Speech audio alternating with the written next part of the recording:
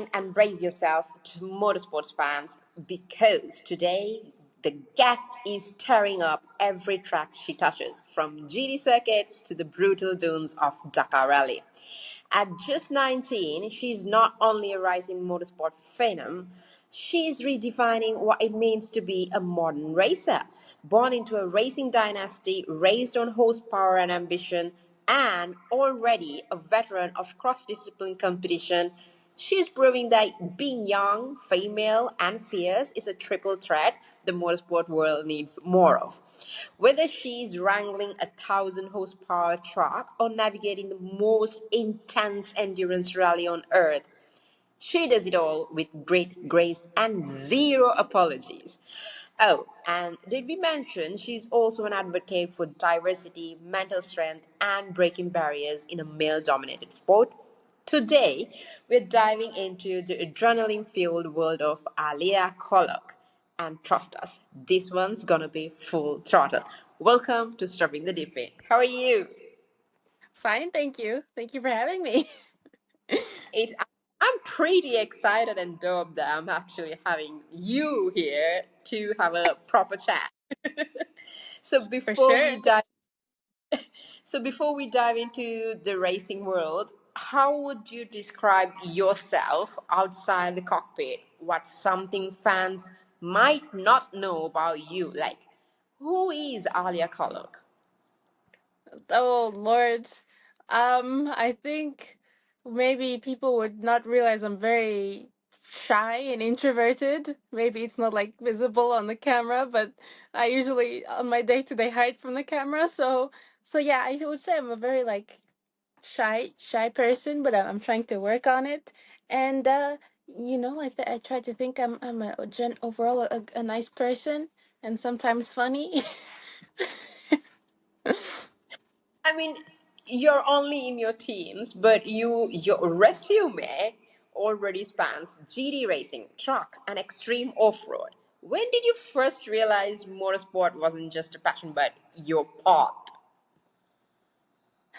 Well, I'm not, to be honest, I'm not in my teens. I'm actually 20 already. This year I'm turning 21. So to be honest, I'm already getting old. But I think I always loved motorsport because my father was in motorsport, so I always loved watching races. But I never dreamed of becoming a racing driver because when I was 4 years old, my dream was to become a tennis player, a professional tennis player. So then, when I was 14, I got an injury. So then that's when I started to follow my father into his work, and then that's where I discovered racing during a winter testing. And since I sat in the behind the wheel for the first time, I couldn't think of anything else I wanted to do. I mean, it's like the calling, right? There's always a reason for whatever the hell that is happening in the world, and that was basically the reason that you were supposed to get in Exactly. four wheels. Exactly. So It was you funny. in such a variety of disciplines, how has switching between different vehicles and formats shaped your versatility as a driver? I think having the chance to drive so many different vehicles have for sure been something I was very lucky because I started in racing relatively late at 14, 15. So then to be able to switch from I first started in a truck, a 5-ton truck, which is very different than your regular karting. So that was the first, and then I tested then from NASCAR to GTS to rally. So I think the change for sure has been going back and forth has been difficult, but I think I've been doing it for the last like I think maybe like it's been 3 years already since I've been switching circuits and rally. So I think now it takes time to get used to it, but I think once I'm in the car, I always get used to it pretty fast. So the change is like second nature. It's something I don't really need to stress about too much now, which is It's great. you know. Exactly. Do you feel you're treated differently on the track because you're a young woman, or have you noticed people change their perception after they actually see you race? I think when I first started, for sure, it's been because I was the young girl on the grid. It was against these very like these older guys. I didn't race against people my age, so that was also something that was pretty funny. So I think it's for sure been tough, but I think over the years now I think I've built a solid record for myself. Of course, if I have my ups and downs, but I think now I just don't pay attention to it really. And there's also now so much more ladies in the sport, so I think it's people are getting used to it more now.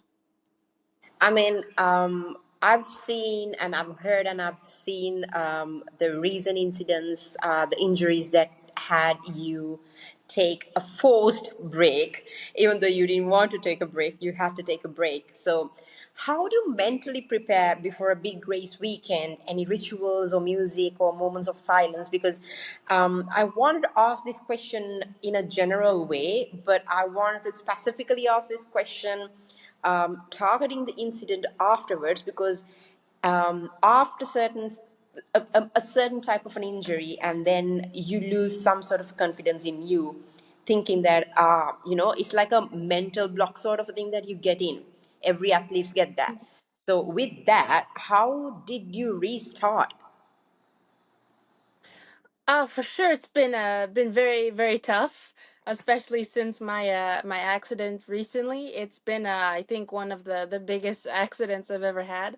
So for sure, the preparation, but before the race, I always like to, when I get ready, I like to be with my chill music and be with my team, because my team, we have a really good a team spirit. So I love to be around my team.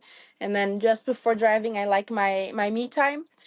And then for the mindset, so specifically also after this accident, for sure it was pretty difficult, because it was my one of the biggest accidents I've ever had. So I've still, this week I started to first time got back in the race car since the accident. So it's been for sure, I feel the mental block, which I'm trying to push through. Of course, it's not been easy, but I have a really good team. They don't rush me or push me to do something I'm not comfortable with, which I think was is very important.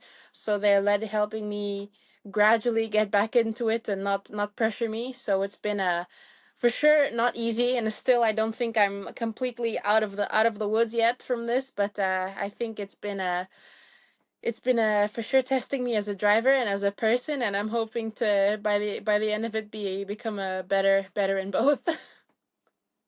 Trust me, kudos to you for actually putting yourself out there and trying to actually get out of that mental block. Because me being an athlete, I used to do powerlifting, weightlifting, and then after I had my injuries, automatically I get a mental block where even if I'm going for deadlifts or squats, I don't go down or come up. Like in my head, I'm thinking like, no, I can't. If I'm gonna put this one in this way, my back. I don't want to go into that whole recovery part again. So it was a very hard moment for me to get out of that mental block. And everyone knew that I can push the weight, but I'm not. Like, can you imagine you doing deadlifts and just asking one person to come and give you a spot? Like, the person just keeps one finger and damn weight like nothing. Like, that's the only Yeah, that you have. So I understand totally, but I'm sure that you'll be getting out of it quicker than anybody else. I hope so. I hope so. So you've spoken openly about being a tween and biracial. How do all these elements of your identity influence the way you show up in motorsport spaces? And to add into that, have you ever thought of pulling a prank with your twin, saying that this is Alia and doing it, and then ended up with not being you? Like, have anybody actually get mixed up with you both if both of you are actually at the tracks? You know what? I will, with my sister, we don't look alike at all. So how Ooh. people, yeah, so but funny enough, everyone thinks that she's me, so I don't know how everyone gets it confused, because we are like, and also I'm like so much taller than her, so like we completely don't look like twins. So so people do get us mixed up, which is crazy, but it's funny. I guess they try, but they always mix it up somehow, which is, I don't know how, but yeah. So have you ever had the influence that you got through your identity to pursue these motorsport spaces? Have you ever been treated differently? If not, if since you're a biracial kid who's getting into a male-dominated sport. To be honest, I think the different, well, of course, when you're in a sports and you don't have one specific like country, it gets difficult because you don't have a like it's a good and a bad thing that you don't have a really specific fan base. So Yeah. I have a little bit support from Czech, from Seychelles, from UAE, but I never have like a concrete solid. So in some ways it's good, but it's also like bad because so I think it's when I'm on the track, it's like something I never think about. But of course, when it's outside of the track and with the media, it gets a little bit confusing also to have three nationalities. So I think more on the media side, it's been a lot, but I'm just very no, I'm very grateful to be such a mix, and yeah, I wouldn't have it any other way. I mean, listen, before we divided ourselves into countries and borders, this was just planet Earth, and everyone was just living on planet Earth. So There you you have go. global families, and you basically literally living on planet Earth makes you the person Yeah. who's global advisor. Exactly. Yeah. So, an ambassador for equality and inclusion in racing. What does being seen mean to you in an industry where diversity is still growing? It is growing way better than it used to be those days, but do tell me your part in it. I think for me being so mixed cultured and getting in and being a girl in motorsports is something when I started something I was very passionate about to bring more diversity into the sport. Of course it's now that we seeing much more women in the sport and much more from different countries, but I think for me it's been very important because for me personally I never really fit in anywhere from what I felt. So I think for me it's been to promote it more in the sport that I'm very passionate about. It's been something that's been going hand in hand throughout my career so far. So I think as the years go by, I'm still gonna keep on promoting diversity and hopefully help the next generation, come into the sport, and we'll see some more different cultures, and would be really cool for the sport. I'm pretty sure that's going to ignite many people who are going to listen to this and watch you also, because your skin color, from your skin color to you, everything speaks about the dream that anybody can do it if they have the willpower. So that's what you're representing without any genders, without any skin colors or race or anything. If you're passionate, you can pursue anything you want. And that's exactly what the reality is also about. Unless, some sort of a person has a huge ego and an insecurity that does not want that to happen.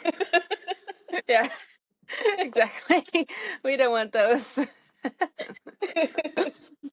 So, what inspired you to use your platform to become a voice for underrepresented communities? And do you ever feel the weight of that responsibility? Well, honestly, I think it's just been something that came relatively natural considering my background. So to bring it into the sports and specifically motorsport where it's such a male dominated sport, it's been something I think that came naturally when I started. I think I don't necessarily feel the pressure. Like, of course, I want to perform and make a do good, but I think for I want to also help the next generation. So I think it's been I mean, I do feel the pressure sometimes. If anything, I put the most pressure on myself. But I think for this, I'm just want to show people that it's possible. And if you really work hard for it, you can do it. So I think yeah, I do put the most pressure on myself for that, but I try to just always focus on what I'm doing, and because I know I'm always gonna be doing my best. So so yeah, just try to focus on that. That's what's I've been doing so far. So, motorsport is loud and intense, but the mental side is often quite the battle.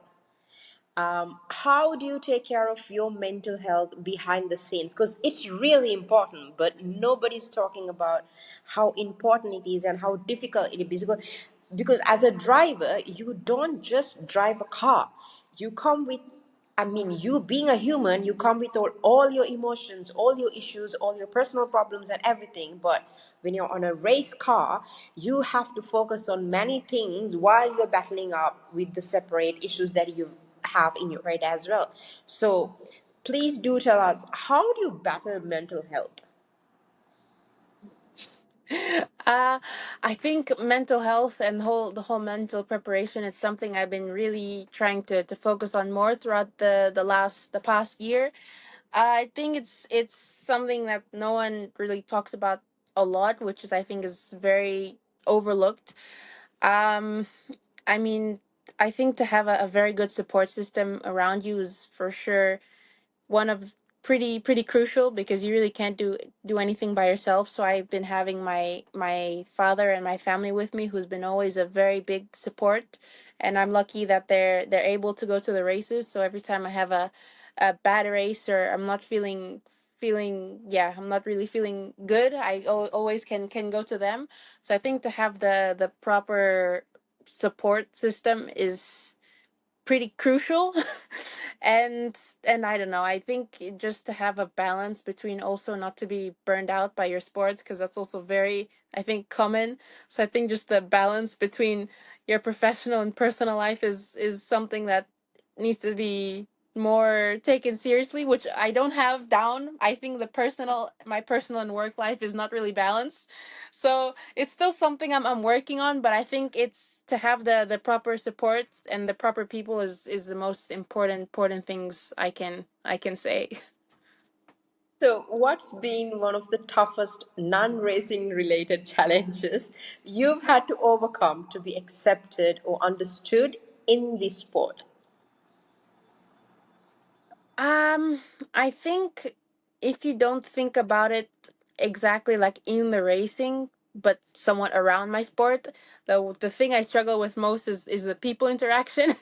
As I mentioned, I'm shy, so I'm not really comfortable with the public speaking. So I think in that sense, when I go to my races, I'm very like quiet, which I don't usually sometimes don't want to be, but I'm not really a social person. So I think that's something I've been trying to work on, which struggle with still, considering in sports you need to be social. So it's the main thing I've been struggling with, but I think I'm slowly getting better.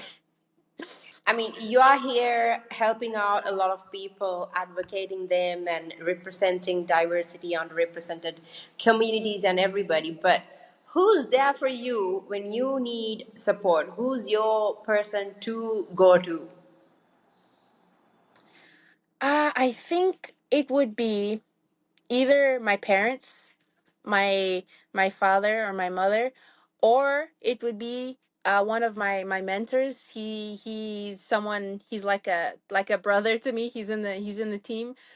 He knew me since I was a baby, so an issue, I always go to him. He's like the most funny and positive guy, and we're last year we also were teammates. We were racing in the same car. So I think I have a very good with my parents and him. His name is David. If he's listening, he knows. So yeah, he's the they're the three people who I go to if I need the proper support. David, the shout out for you, all right? Where shout out shout out to David. Hey, David, this is Alia here talking about you. Oh, I'm sure he'll really love that. So, where do you see yourself in 5 years from now? Is it Le Mans? Is it Dakar again? Or maybe, even being a mentoring? person to the next wave of diverse races, following David's path. Hmm. Oh, okay. In 5 years, I'll be 25. Hopefully, I'll still be racing. I would love to. I would love to. By that time, I would love to be reaching the 24 hours of Le Mans. That's one of my dreams, and of course Dakar, because I those are my two racing goals. I'd love to. Of course, I'd love to achieve more. I think already this year I'm gonna be mentoring some young drivers. So I think I'm already getting it. I'm ahead of my time. Already mentoring students. So I think hopefully I'll be still racing and yeah, hopefully still be doing what I'm doing now, just better. And going to be teammates with David, even in front of the 5 years. Exactly. David will still be there racing in his prime. Suddenly, David became the topic now. I swear I can be David's. I can talk with Dave. I'm David's biggest fan. He's like honestly one of the best drivers I know. So like I'm his biggest fan. So, what's one change you would love to see in motorsports world for the next generation of drivers coming up, especially those who feel like outsiders? Um, the biggest change I would say for sure, even if you feel like an outsider, I think it's at least for me it builds resilience. Like being an outsider for sure is not very. It's something I know. Was something I sometimes I feel quite often. So, I think it's maybe to be a change I'd want to see is maybe more again, maybe just more diverse kids, some more girls. Why not? And and yeah, I think yeah that would be More cool. out. Let there be more. Exactly. More outsiders. A whole group of outsiders and we can make a whole club. Okay, so we're jumping into the rapid fire questions where I will be asking you nonsense, clueless questions and you have to answer me. All right? Okay. So, the Okay. first question that I'm going to ask you, if you were a sandwich, what would it be called and what would it be in it? A sandwich. Oh God. Um the it would be called the AK 29 cuz I don't know cuz like I'll put some peanut butter. I love peanut butter. And you know what? I'll put all my favorite things: peanut butter and some hot Cheetos. Oh my God, that is that's such gonna be so. That's gonna be so disgusting. But I love spicy and I love peanut butter. So and a good old touch of cinnamon, because why not? And honey. That's gonna be so gross. It's the that first things I thought of. that you need to take with a different diarrhea pill that can stop it. Oh, oh yeah. No, the AK, because it's like AK 29, so it's like the AK 47, so it's like it's intense. It's it's go big or go home. Oh, I don't recommend to try. Nobody should try that. Please don't. At least once in a lifetime, you need to give it a go and then see how it is. A review upcoming. I don't want to make anybody sick. It's the first. I just think of my favorite things and put it in. Oh God, that's not good. Okay, are you a pizza fan? Yes, Uh, definitely. are you going for a pineapple on pizza? Yay or no? No, Hmm, never. interesting choice. I can see how it could be good, like the sweetness, but I don't know. I'm not sure. Mm, no, Honey, you basically it's not said enough. would love to have some peanut butter, spicy Cheetos, and then cinnamon, and then honey on a sandwich, and then you're saying, no, hell no, pineapple on pizza. Oh yeah, oh yeah. That makes sense. That makes a lot of sense. I mean, Okay, maybe I'll try pineapple. Oh, to be honest, I don't know. I don't know anymore. if you're ever gonna try, if you're ever gonna give it a try, make sure there aren't any Italians around you. Okay, yeah, I'll make sure. But so far, I'm with the Italians. Pineapple is a no go. Okay, Let's so see if I change my mind. all right, the next question. Would you rather race in a rally car with a flat tire or a GT car with a jammed radio blasting Taylor Swift the whole time?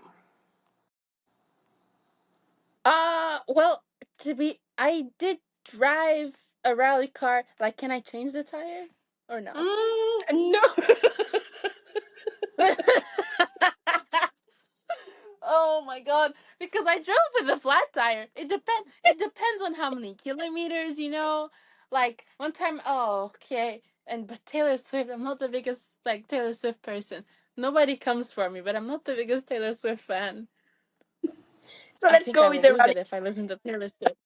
I think I'll go with the rally because if I listen to Taylor Swift while I'm driving over and over again, I'm gonna lose it. I Yeah. I think the You'll rally be car. hopping the GT car. Then and then you'll just start. Honestly, I'll park it to the side of the track and walk back. I couldn't. Maybe at least like maybe 2 laps max. Damn right. I don't think I can even go for one lap with that. Honestly, like literally, like we didn't specify kilometers, so I can go like a good 4 kilometers with a flat tire. I've done that. Better with There what you you go. already experience in it. Exactly. Okay. Exactly. So the next question. You're stuck on a desert island. You can bring one race car, one teammate. I'm pretty sure I already know who's the teammate is going to be, and one. Yeah, you do. Okay. One race car and one How teammate.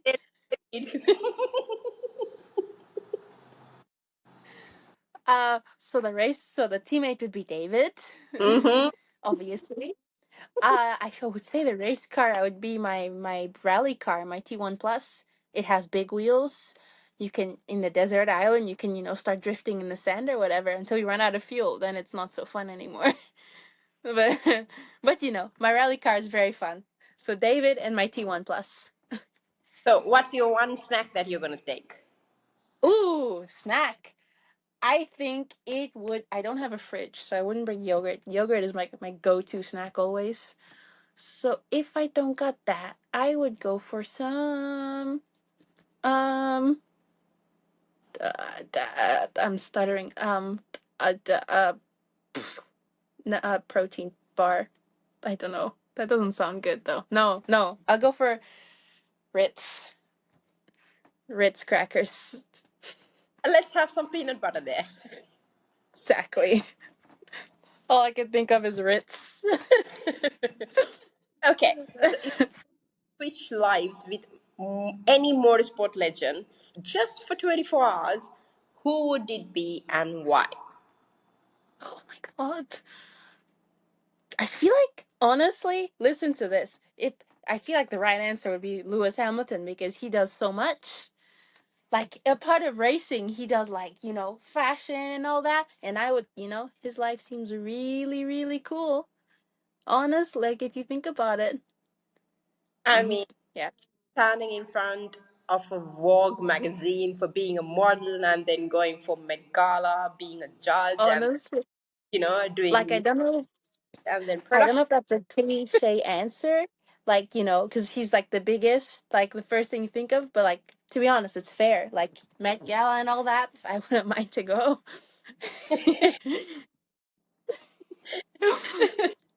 I'm pretty sure whoever listens to this, if they have any thought about having a female racer, it has to be you. I'm Oh, wow. I hope that would be nice. Yeah, it has to be. Please. Imagine you there with all the spotlights and everything, like, woo! And then I'm gonna say, oh, you know what? I know her. I've interviewed her. One day, we'll see. Okay. Would you rather be stranded in a desert with your race crew or in a simulator session with no water or snacks for 10 hours? In the desert with my crew or in the simulator with no snacks or water? For 10 In the hours. in the desert with my crew, because I've been, to be honest, I've been close to it. I've been stuck once, I think, for a good 6 hours, and at some point for half of it I was alone with my navigator, so I was pretty close to that already. So 10 hours with my crew. Bloody hell, I need to come up with better questions for you. Honestly, like on to be honest, that first one I experienced it like almost literally. So Oh yeah, my god. that one was easy. So ever thought like, oh my good god, I'm not gonna make it. Am I gonna die in this one? Or have you ever thought of those things when you were like getting through those phases?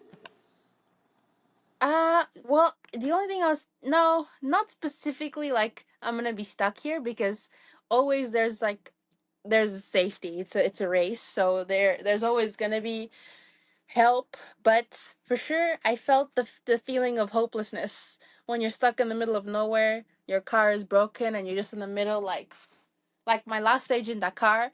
Jesus, we were stuck in the dunes, and I was just like, my goodness. So not like, yeah, the sense of defeatedness and hopeless after a while it gets a little bit, you feel it. Okay, so we're done with all the crazy rapid fire questions that I was gonna throw you out. Damn, So, that first one though, that first one with the sandwich got me. Jesus, nobody should try that. so what advice do you give to young girls or anyone who feels like they don't belong in motorsports because of who they are? I would say focus on yourself, focus on your goals, work hard to reach your goals, and if you feel like you don't belong, just, you know, work hard and prove yourself to yourself that you belong. And who cares what anybody else thinks, really?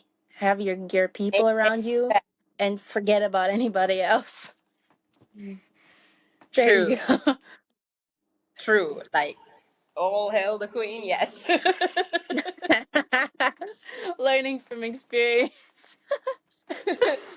End of the day, what matters is what you think about yourself and what sort of limitations that you have put onto yourself and how you're going to Hmm. break all those limitations that you have fixated in your head, because Yeah. regardless what the people are going to say, they will anyway will be saying that, whether it's good or bad, Exactly. it's anyway going to be there. What matters is what you're going to tell yourself and how you're going to feel about Hmm. yourself.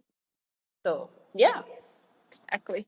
What I've been told is if you have negative comments, then you're doing something right. So use, yeah, that's That is comfort. right. So we have this idiom. So I live in Sri Lanka, and we have this idiom, which I'll translate into English and tell you. It's like, you don't throw stones to a tree where there's no fruit. You throw stones to the tree when there are fruit, so that you can, pick up those stuff. Hmm. So same way, Hmm. don't go and yell and say all the negativity and all that, trying to pull the leg and all that, just because that person is not doing anything good and all that. It's all because you do something different and really good that Hmm. people become so insecure and jealous and all that, and that's why they're doing all those things. Hmm. Yeah. There you go. There you go. What's one moment in your journey that reminds you, I was made for this? Um, no, this one I need to think. I mean, I think it was always when there's a good. I would say I think finishing the toughest race in the world is a pretty valid after crossing the finish line. And after also some days during making a good result, I'm thinking, yeah, oh yeah, I think I belong here. So yeah, during those days when there's like a good result, then I'm like, yeah, I'm I can doing something feel right. that song there, definitely. Yeah. So yeah, Those are good Whoever days. are, all the people who are listening to you and watching you and all that, tell them where they can follow you on your socials. Where can they find you? Oh, they can find me pretty much. I'm on everywhere: Instagram, Facebook. I think, yeah, probably TikTok as well. Um, and then on the internet, anywhere on the internet, really. But mainly Instagram is like my go-to. So if anything, yeah. There you go. So your handle goes as Aliyyah Koloc, right? Aliyyah Koloc, Aliyyah. It's hard to spell and it's hard to pronounce. So if anybody gets it wrong, it's fine. I'm used to it. If that doesn't work, just Koloc. Surely it'll be there. Thank you so much for joining us today for the episode. It was being a pleasure having you here. Thank you for having me. It was very fun. So, from desert storms to circuit showdowns, Alia Koloc is racing her own race, and it's one hell of a journey to watch. Whether it's her relentless drive, her ability to adapt across racing styles, or her fearless voice, as you've heard all this time, in the conversation around diversity and representation, which she has a very funny, comical side to her as well, which is really cute, by the way. She's setting a new standard for what a 21st century racer can be. To everyone listening, whether you're chasing the dream, breaking your own limits, or just here for the ride, remember the future of motorsport isn't just fast, it's fearless. And the best example is this young lady herself. Catch you next time on Stripping the Dipping, where we keep it raw, real, and racing. Thank you so much. Thank you.